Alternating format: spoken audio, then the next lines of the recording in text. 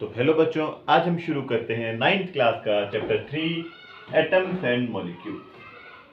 Atoms and molecule. तो what is atom? Atom क्या है और मॉलिक्यूल क्या है, इसी को पढ़ेंगे। तो अगर मेरे पास एक लोहे का टुकड़ा है, ये लोहे का टुकड़ा, तो इस लोहे के टुकड़े की कुछ प्रॉपर्टीज होंगी। भैया जल्दी इसके ऊपर एक जंग लग जाएगा, अगर मैं इसको मॉइस्चर में, ऑक्सीजन में अगर मैं इसको रख दूंगा तो इसके ऊपर जंग लग जाएगा। तो मैं कहीं से भी कोई भी आयरन ले लूं, प्योर फॉर्म ऑफ आयरन, मैं सिर्फ प्योर फॉर्म की बात करूं, प्योर फॉर्म ऑफ आयरन, कोई भी आयरन हो, कहीं से भी मैं आयरन लूं, तो उस आयरन की एक स्पेशल प्रॉपर्टी होगी। भी वो हार्ड होगा, उसका कुछ मेल्टिंग पॉइंट होगा, कुछ बॉइलिंग पॉइंट भी हो सकता है, बहुत ज्यादा होगा, पर उसकी कुछ प्रॉपर्टीज क्या है कि उसके ऊपर कुछ जंग लग जाएगा, उसका कलर होगा, तो उसकी वो कुछ ना कुछ प्रॉपर्टीज है। तो वो प्रॉपर्टीज सबसे सबसे सबसे छोटे साइज में, और किस चीज पे, मतलब अगर मैं उस आयरन का सबसे छोटा साइज लूं उस आयरन का, जिसके पास सेम इस आयरन के ऑब्जेक्ट जैसी ही प्रॉपर्टीज होंगी, उसको हम बोलते हैं एटम। मतलब किसी भी ऑब्जेक्ट का सबसे छोटा पार्ट, किसी भी ऑब्जेक्ट का या किसी भी मैटर का सबसे छोटा पार्टिकल, जिसके पास सेम वही प्रॉपर्टीज हो जो ऑब्जेक्ट के पास है, उसको हम क्या बोलते हैं? एटम बोलते हैं। तो एटम की जो डेफिनेशन बनती है वो बनती है क्या? Smallest particle of matter. क्या? स्मॉलेस्ट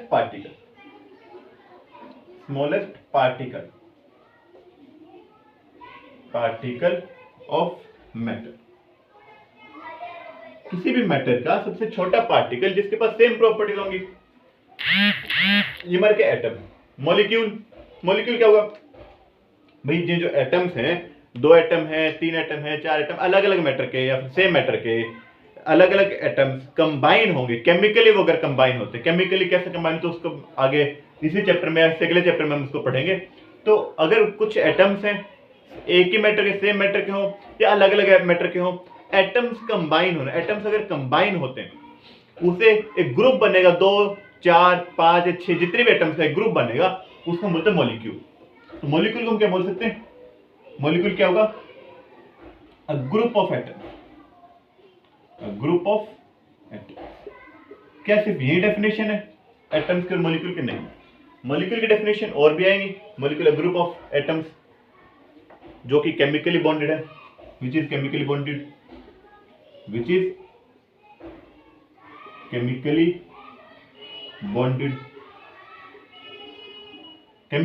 अगर कोई भी एटम्स है, तो जो एटम्स है which are bonded, which are a group of atoms which are chemically bonded. जो एटम्स है वो केमिकली बॉन्डेड हो जाए, केमिकली भाई वो बॉन्ड बना ले या कंबाइन हो जाए, उसको हम क्या बोलते हैं? मॉलिक्यूल बोलते हैं। एटम्स और मॉलिक्यूल। तो इसमें और क्या क्या सकता है भाई? इनके जो बाकी जो प्रॉपर्टीज है उसको देखते हैं, या फिर हमारे एनसीईआरटी बुक में जो चैप्टर दे रखा है उस चैप्टर में हमारा पहला टॉपिक आता है, वो कहते हैं, पहला टॉपिक आता है वो आता है लॉ ऑफ केमिकल कॉम्बिनेशन। तो हम केमिस्ट्री शुरू करें, और बेसिकली 9th क्लास में केमिस्ट्री बात की जाए तो यहां से हमारी केमिस्ट्री शुरू होती है। तो लॉ ऑफ केमिकल कॉम्बिनेशन पहले टॉपिक आता है, law of conservation of mass.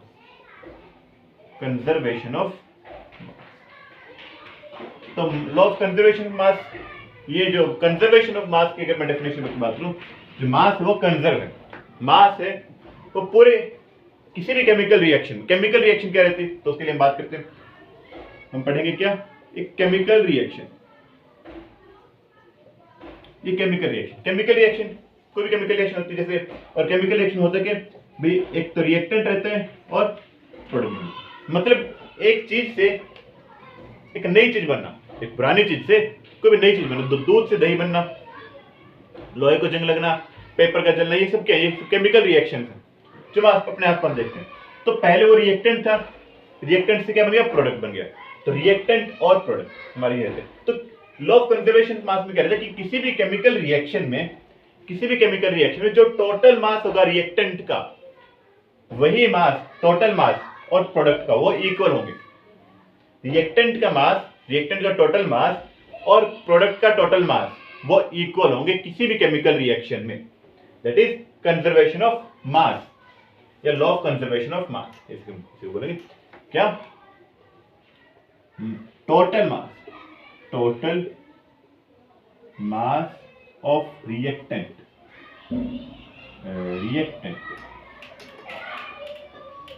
Total mass of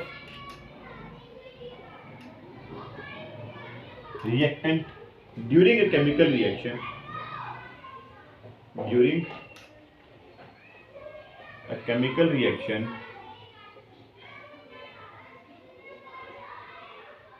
is equal to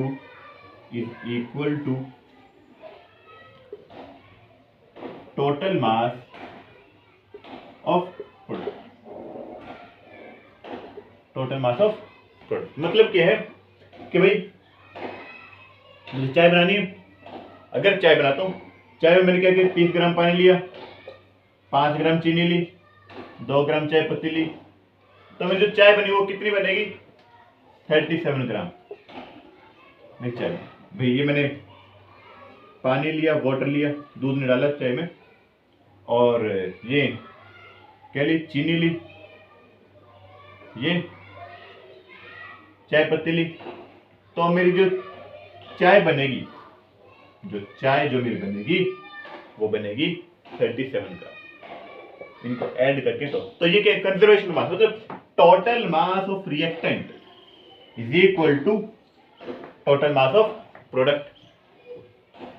इसमें अगर मैं कुछ मिल्क भी ऐड कर देता, 30 ग्राम अगर मैं मिल्क भी ऐड कर देता, तो मेरा यहाँ पे 30 ग्राम मिल्क के साथ जो चाय बनती वो 67 ग्राम। ये मार के ये क्या? Conservation of mass. तो इसी को हम भाई एटॉमिक फॉर्म में देखते हैं, एटम्स में देखते हैं, फिर भाई जो केमिकल रिएक्शन में कैसे जो मास है वो कंजर्व कैसे रहते हैं। ये अगर मैं सोडियम एटम लूं, सोडियम को अगर मैं क्लोरीन से रिएक्शन कराऊं तो मेरा बनेगा NaCl। सोडियम जानते हो आप, सोडियम होता है जिसको हम Na से लिखते हैं, क्लोरीन यहाँ पर जो लोग आते हैं, वो बच्चे जो है यहाँ जो आते हैं यूट्यूब पे, वो सब पहले से पढ़ के आते हैं, तो आपको पता होगा Na क्या है, Cl क्या है, NaCl बनेगा, सोडियम क्लोराइड बनेगा। अगर मैं 2 सोडियम लूं, 2 क्लोरीन लूं, 2 सोडियम लूं और 2 क्लोरीन लूं, तो मेरे 2 ही सोडियम और क्लोरीन बनेंगे। हो गया ना? टोटल 2 सोडियम और 2 क्लोरीन। जो मास है, जो जितने एटम्स हमारे रिएक्टेंट में हैं, जितने एटम्स हमारे रिएक्टेंट में है उतने ही एटम्स प्रोडक्ट में भी होंगे। ये कंजर्वेशन ऑफ मास है। नंबर ऑफ एटम्स, हम इसको एटॉमिक फॉर्म में इसकी डेफिनेशन की बात करें तो number of atoms in a product या फिर number of atoms in reactant is equal to number of atoms in product. जितने एटम्स हमारे रिएक्टेंट में है उतने एटम्स प्रोडक्ट में भी होंगे। That is law of conservation. और बहुत आसान से, जितना भी तुम सामान लोगे उतने तुम्हारे सामान, उतने ही तुम्हारी चीजें बनेगी। चाय बनाने के लिए तुमने जितना सामान लिया उतनी ही चाय बनेगी। जितना वेट का तुमने सामान लिया उतनी चाय बनेगी। कितने ग्राम पानी लिया, कितनी चीनी ली, कितनी चाय पत्ती ली, कितना दूध लिया, तो उसको सम करो तो उतनी ही चाय बनेगी। जितना दोगे उतना मिलेगा। लॉ ऑफ कंजर्वेशन ऑफ मास। इस बार जो हमारे नेक्स्ट टॉपिक आते आते हैं,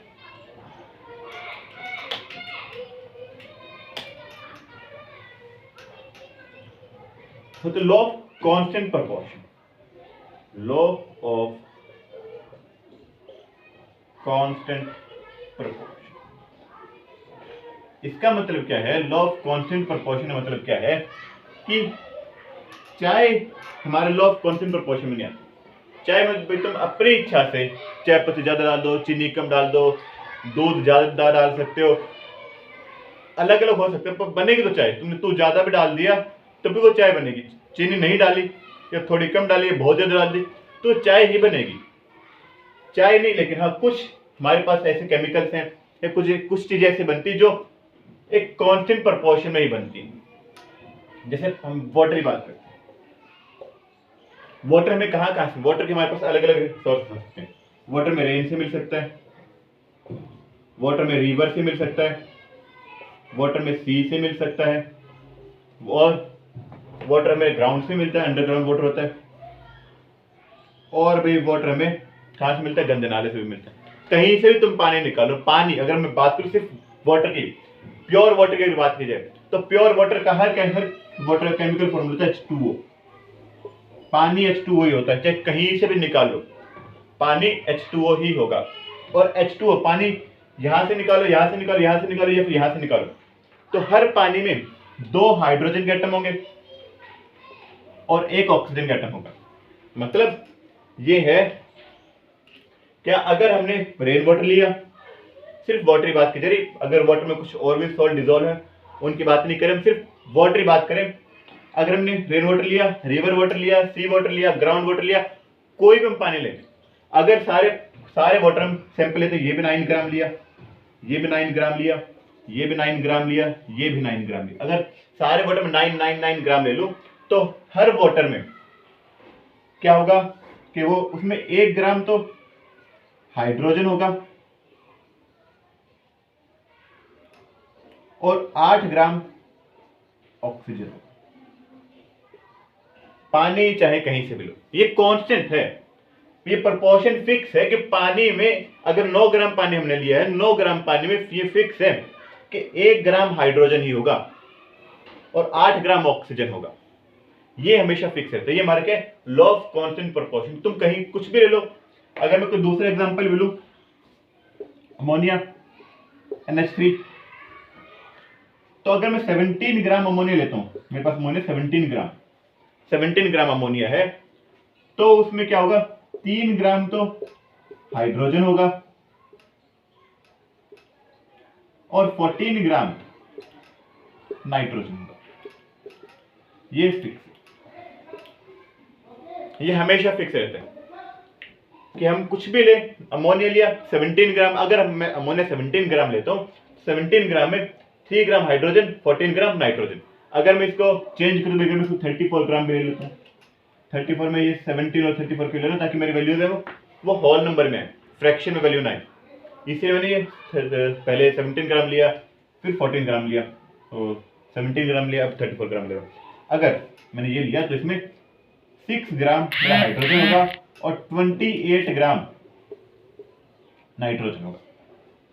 ये फिक्स है। अमोनिया तुम चाहे कहीं से भी निकाल लो, अमोनिया तुम चाहे कहीं से भी निकाल लो, अगर 34 ग्राम अमोनिया लिया है तो 34 ग्राम अमोनिया में 6 ग्राम हाइड्रोजन है और 28 ग्राम नाइट्रोजन है। ये कांस्टेंट है, ये कांस्टेंट प्रोपोर्शन फिक्स रहता है।